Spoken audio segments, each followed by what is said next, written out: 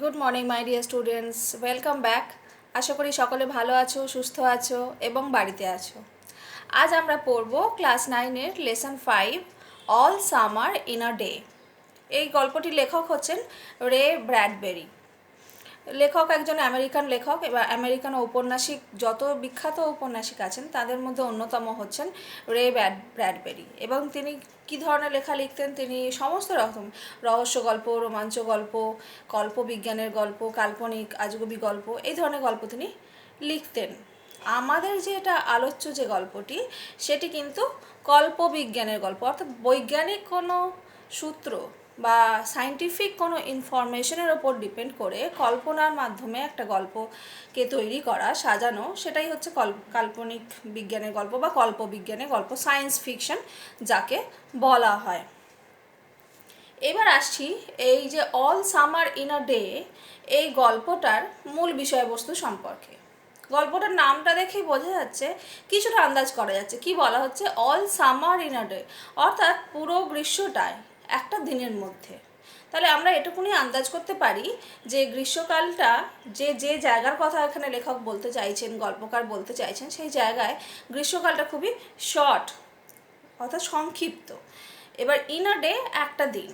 তাহলে বোঝা যাচ্ছে যে এখানে একটা দিন, বিশেষ একটি দিনের কথা বলা হচ্ছে, যে দিনে গ্রীষ্মকাল, অর্থাৎ একটা দিনেই শুধু গ্রীষ্মকাল হবে। এবার গল্পটায় মূল বিষয়বস্তু কি না, এখানে একটা সায়েন্টিফিক ইনফরমেশন আছে। সেটা কি না, শুক্র গ্রহকে পৃথিবীর যমজ বোন বলা হয়। তার কারণ কি না, শুক্র গ্রহের আকৃতি অনেকটা পৃথিবীর মতো আমাদের। আর হচ্ছে কি না, শুক্র, যদিও প্রাণের কোনো সন্ধান পাওয়া যায়নি, কিন্তু শুক্র গ্রহে এক ধরনের আবহাওয়া লক্ষ্য করা যায়, দেখতে পাওয়া যায়। এই শুধুমাত্র এই ইনফরমেশনটার উপর ডিপেন্ড করে রে ব্র্যাডবেরি লিখে ফেললেন একটা গল্প, কল্পনা করে। কী রকম কল্পনা? মনে করা যাক যে পৃথিবী থেকে একদল মানুষ রকেটে করে শুক্র গ্রহে গিয়ে পৌঁছেছিলেন এবং তারা সেখান থেকে আর ফেরেননি। তারা সেখানে গিয়ে কী করলেন না, একটা সিভিলাইজেশন স্থাপন করলেন, সভ্যতা স্থাপন করলেন। সেখানকার বাচ্চারা পড়াশোনা করে, স্কুল আছে, সব আছে, মানে নর্মাল। এবং তাদের কিন্তু শুক্র গ্রহের আবহাওয়া কি না, সারাক্ষণ শুধু ঝড় বৃষ্টি হয়, ভীষণ ঝড়, মানে 1 মিনিটের জন্য থামে না। তাহলে মাটির ওপরে বসবাস করা সম্ভব নয়। তাহলে সেখানকার ওই যে মানুষরা সভ্যতা গড়ে তুললেন, তাহলে তারা থাকবেন কোথায়? কোথায় তারা সভ্যতা গড়ে তুলেছেন? না, আন্ডারগ্রাউন্ডে, অর্থাৎ টানেলে, সুড়ঙ্গ, টানেলের মধ্যে তারা বসবাস করেন। টানেলের মধ্যেই স্কুল আছে, বাজার আছে, রাস্তাঘাট আছে, সব কিছু হচ্ছে আন্ডারগ্রাউন্ড, মাটির তলায়, সুড়ঙ্গের মাধ্যমে সুড়ঙ্গ কেটে একটা সিভিলাইজেশন তৈরি করা হয়েছে। এবং সেই জায়গা ছেলেমেয়েরা ওই সুড়ঙ্গের নিচেই তারা সারা জীবন তারা বসবাস করে, সেখানেই তারা পড়াশোনা করে, সেখানেই তারা বড় হয়, সব কিছু। এবং সেটা একটা অবশ্যই মাটির তলা, মানে সেটা হচ্ছে অন্ধকার জগৎ, সেখানে কৃত্রিম আলো দিয়ে আলোর ব্যবস্থা করা হয়। আর যেহেতু মাটির ওপরে সারা বছরই শুধু ঝড় বৃষ্টি, সারাক্ষণই শুধু ঝড় বৃষ্টি, তাহলে তারা সেখানে সূর্যের মুখ দেখে না। এটাও কল্পনা করে নেওয়া হয়েছে, ওই শুক্র গ্রহে সূর্য একদিন মাত্র আসে 7 বছরে। তাহলে the sun comes out once every in 7 years, and that too for an hour only. এবং সেটাও 1 ঘন্টার জন্য। তো প্রতি 7 বছরে সূর্য 1 ঘন্টার জন্য উদয় হয় শুক্র গ্রহে। তাহলে এবার বুঝে নেওয়া যাক যে আমরা যারা যারা বাচ্চা বা বড় যারা, আমরা যেটা সচরাচর দেখতে পাই না, দেখি না, এই একটা জিনিস দেখার জন্য যদি 7 বছর আমাদের ওয়েট করতে হয়, তাহলে সেই দিনটা যখন আসবে, তাহলে কতটা আমরা উৎসাহী, কতটা ইন্টারেস্টেড, কতটা কৌতূহল নিয়ে আমরা অপেক্ষা করব। এই গল্পটায় সেটাই দেখানো হয়েছে যে যে এই শুক্র গ্রহে ওই যে বাচ্চাগুলি, যখন সূর্য, এখানে যে বাচ্চাগুলির কথা বলা হয়েছে, তাদের হচ্ছে তারা 2 বছর বয়স যখন ছিল তখন সূর্য উঠেছিল। আর এখন তারা সব 9 বছরে, তার মানে এই 7 বছর পরে আবার সূর্য উঠবে। তাহলে 2 বছর বয়স যখন ছিল তাদের তো আর কিছু মনে নেই, তার last time when they saw the sun, তা কেমন দেখতে হয় সূর্য কীরকম, তার কালার কি, এইসব তাদের কিছুই মনে নেই। সুতরাং তারা এই যে আজকের যে দিনটা, যে দিনটার কথা বলা হয়েছে, যেদিন সূর্য উঠবে, এবং তারা সবাই কতটা ইন্টারেস্ট নিয়ে, কতটা কৌতূহল নিয়ে তারা দাঁড়িয়ে আছে, অপেক্ষা করছে যে সূর্য আসবে এবং সূর্য যখন উঠবে তারপর কি হবে না হবে সেটা নিয়ে তারা ভীষণ ভীষণ, মানে একটা কৌতূহল তাদের মধ্যে। এবার আমরা চলে আসছি গল্পটার মধ্যে, সরাসরি গল্পটার মধ্যে আসছি। ফার্স্ট যে লাইনটা আছে সেটা কি বলছে, it had been raining for 7 years, 7 বছর ধরে বৃষ্টি হয়েই চলেছে, অর্থাৎ টানা 7 বছর বৃষ্টি হচ্ছে। Thousands upon thousands of days filled from one end to the other with rain.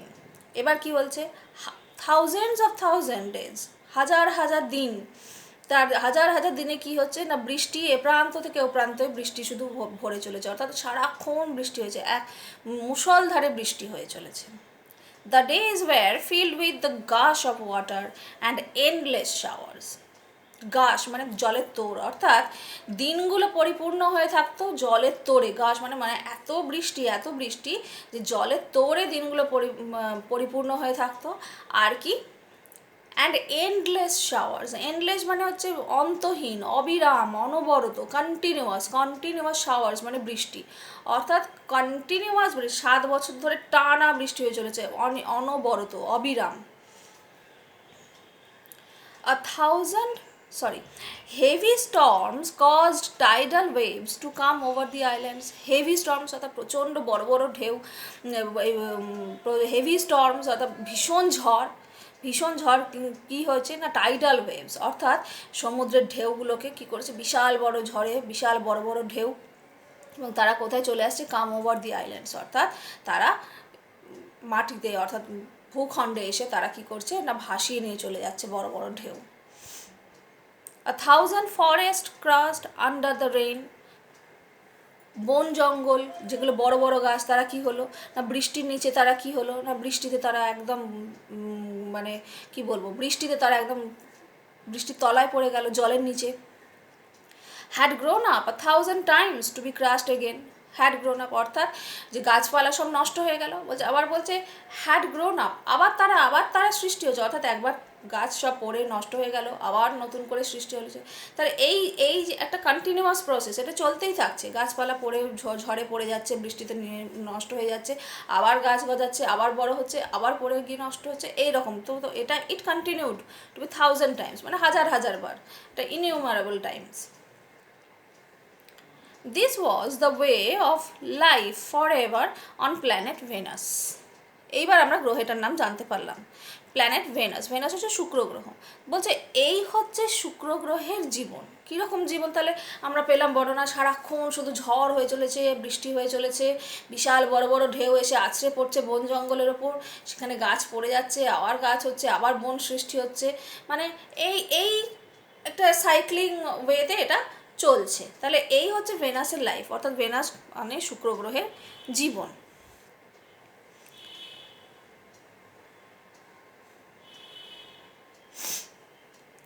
Here was located the schoolroom of the children belonging to men and women who came by rockets from Earth.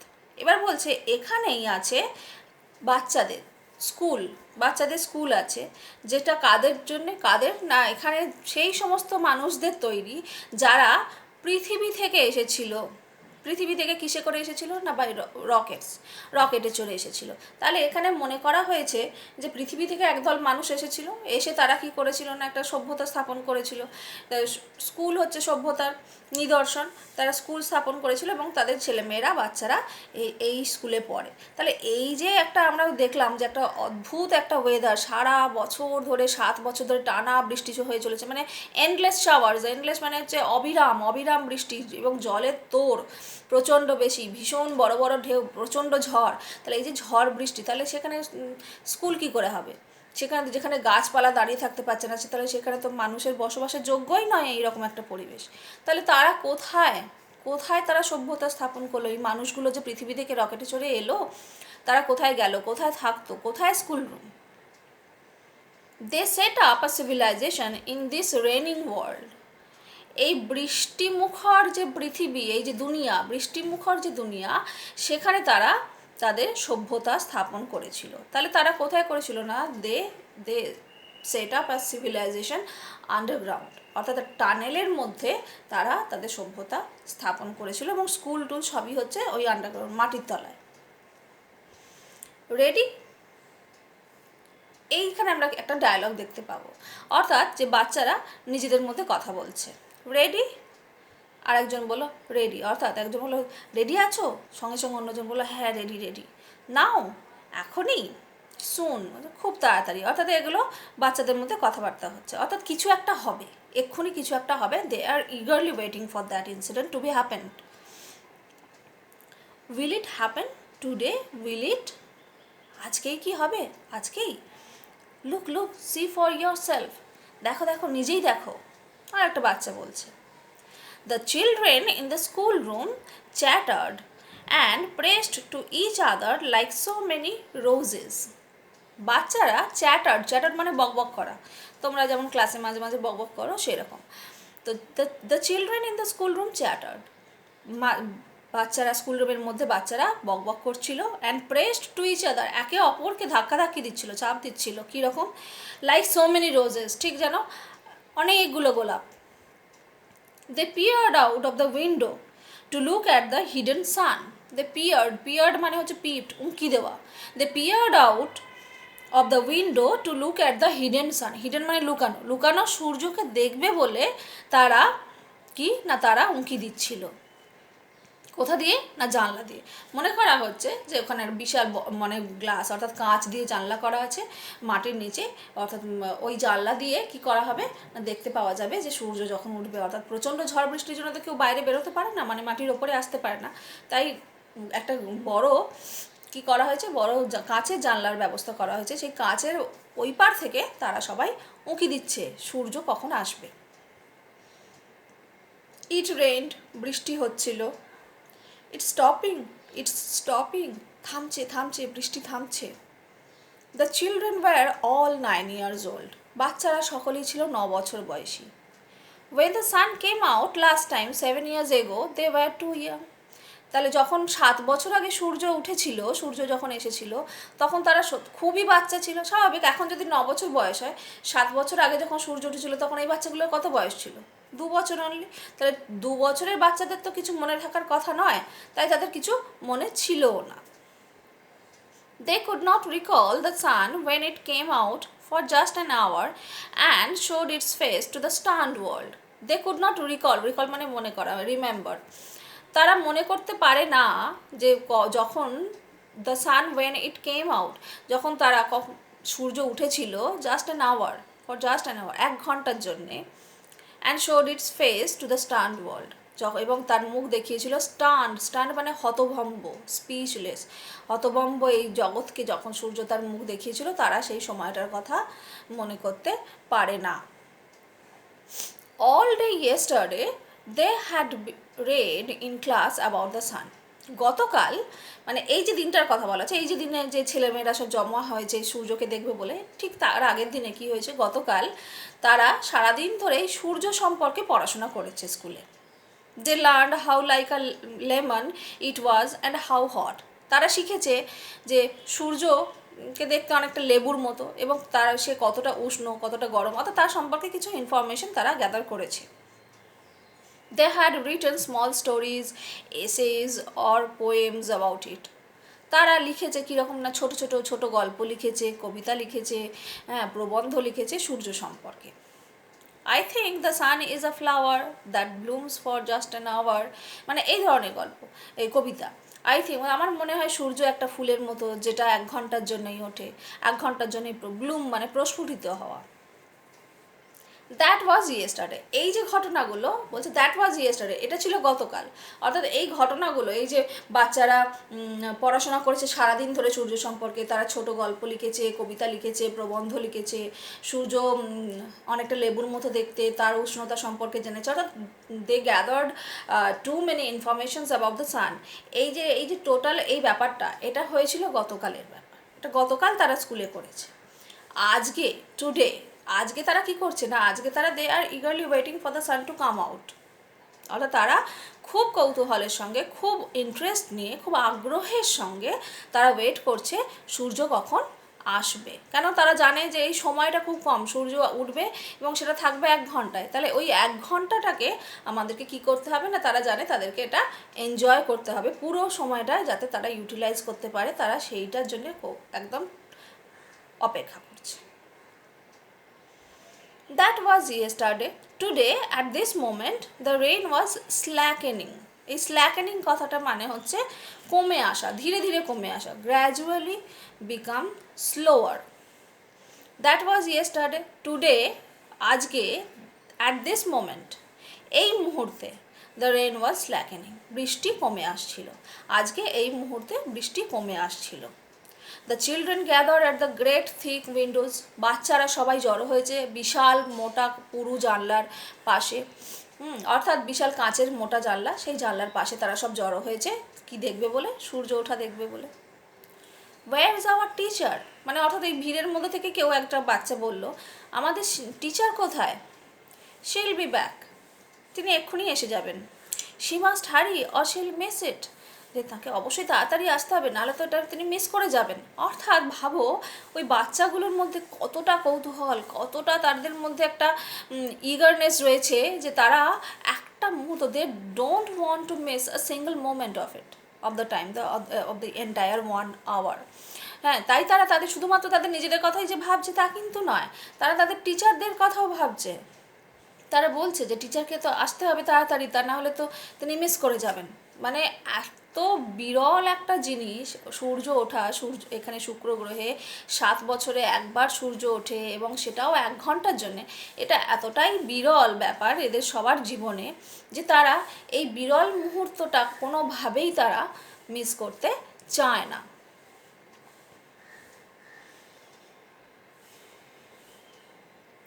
The rain slackened still more, বৃষ্টি আরও কমে আসছিল।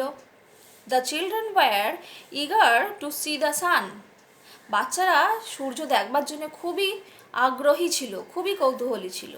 দে had been on Venus all their lives, তারা সারা জীবন ধরে এই শুক্র গ্রহেই রয়েছে। They had been only 2 years old when the sun last came out, যখন সূর্য লাস্ট উঠেছিল তখন তাদের মাত্র 2 বছর বয়স ছিল। They had long since forgotten the color and the heat of how it really was.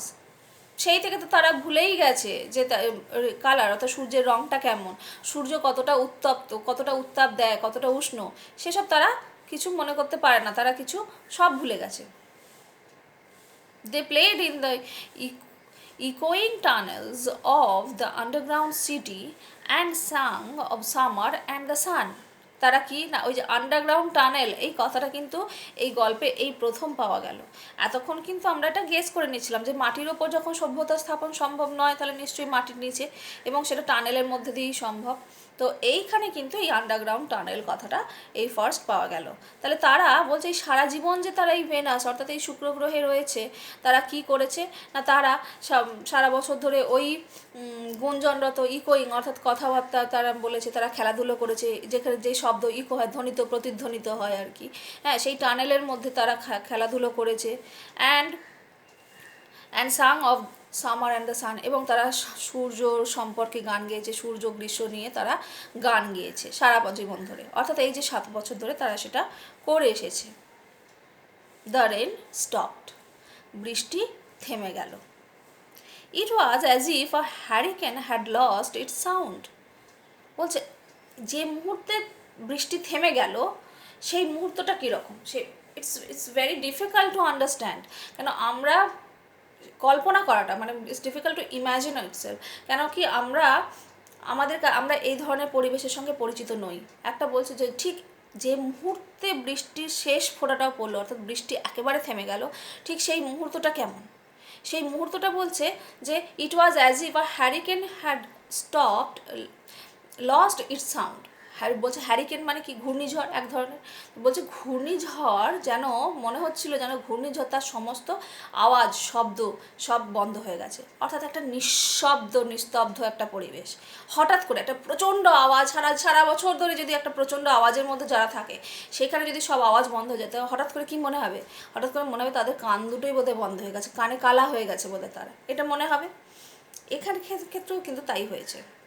There were no motions or tremor but peace, যে কোনো মোশন অর্থাৎ কোনো কম্পন নেই, অর্থাৎ ঝড় যে সারা বছর ঝড় হয়েছে, সারা বছর বিভিন্ন আওয়াজ, ঝড় মানে তাই ভীষণ কম্পন হবে, গাছে গাছে হবে লড়াই হবে ভীষণ, গাছপালা মরমর করে আওয়াজ হবে, ভেঙে পড়বে, ভীষণ ঝড়ের এমনি নিজস্ব একটা আওয়াজ, বৃষ্টির আওয়াজ, ঢেউয়ের আছড়ে পড়ার আওয়াজ, তো বিভিন্ন আওয়াজ সারা বছর ধরে হয়ে চলেছে, 7 বছর ধরে টানা হয়ে চলেছে একটানা। তাহলে হঠাৎ করে সেই সমস্ত সব বন্ধ হয়ে গেল। তাহলে কি মনে হচ্ছে না সেখানে শুধুমাত্র কোনো আওয়াজ নেই, কোনো হাঁটা চলা মানে মানে কোনো কিছু গতির কোনো আওয়াজ নেই, শুধুমাত্র সেখানে ছিল কি শান্তি, পিস, একদম কোনো সাউন্ড নেই। The world grounded to a standstill. জগৎটা মনে হচ্ছিল যেন হঠাৎ করে একদম স্তব্ধ হয়ে গেছে, স্ট্যান্ড স্টিল মানে একদম থেমে গেছে। The silence was so immense, one would feel as if the yard had been stuffed. বলছে এই নিঃশব্দতাটা এত বেশি পরিমাণে ছিল, মানে একদম হঠাৎ করে সব থেমে গেল। সারা বছর ধরে 7 বছর ধরে টানা যে প্রচণ্ড আওয়াজের মধ্যে যারা থেকে অভ্যস্ত, হঠাৎ যদি সেই সমস্ত আওয়াজ এক মুহূর্তে বন্ধ হয়ে যায় একই সঙ্গে, মানে নট গ্র্যাজুয়ালি যে একটু একটু করে কমছে তা নয়, হঠাৎ করে যদি সব বন্ধ হয়ে যায়, তাহলে ঠিক যেন মনে হচ্ছিল কি বলছে, the years had been staff, যে তাদের কান দুটো একদম তালা বন্ধ হয়ে গেছে। তারা সবাই ভাবতে হলো কী হলো, কান দুটো বন্ধ হয়ে গেছে, অর্থাৎ কোনো কিছু শুনতে পাচ্ছে না তারা। The children put their hands to their years, বাচ্চারা সবাই কী করলো, ঠিক এমনিভাবে তাদের কানে হাত দিতে লাগলো। কানে হাত দিয়ে তারা বুঝতে লাগলো যে সত্যি কান দুটো বন্ধ হয়ে গেছে, কোনো আওয়াজ নেই হঠাৎ করে। দে স্টুড অ্যাপার্ট, তারা দূরে দূরে দাঁড়ালো। দ্য ডোর স্লিক ব্যাক, এবার কি স্লিড ব্যাক অর্থাৎ দরজা খুলে গেল, অর্থাৎ স্লাইডিং ডোরের কথা যদি ভাবি তাহলে দরজা খুলে গেল, ওই টানেলের দরজা অর্থাৎ মাটির ওপরে আসার যে দরজা সেটা খুলে গেল। The smell of the silent waiting world came to them. The smell অর্থাৎ গন্ধ, অফ দ্য কিসের না, সাইলেন্ট নিঃশব্দ, ওয়েটিং অর্থাৎ অপেক্ষারত জগতের, স্মেল মানে গন্ধ তাদের জন্যে, কেম টু দেম অর্থাৎ তাদের কাছে এসে হাজির হলো। অর্থাৎ যে অভিজ্ঞতাটা জন্যে তারা এতদিন ধরে এত বছর ধরে ওয়েট করছে, সেই মুহূর্তটা তাদের সামনে এসে উপস্থিত। এই হলো আজকের দিনের পড়া। এরপরে আমরা দেখবো যে সূর্য ওঠার পরে তারা যখন বাইরে বেরিয়ে এলো, তারপর তারা কী করলো, তারপর আবার ওই 1 ঘন্টা সময়টা তারা কিভাবে পাস করলো, তারা কত আনন্দ করলো সেটা আমরা দেখব। তাহলে আজকে আমরা এই অবধি পড়লাম। যার যা কিছু প্রবলেম তারা আমাকে কমেন্ট করে জানিও, আমি সেগুলো সলভ করার চেষ্টা করব। Thank you.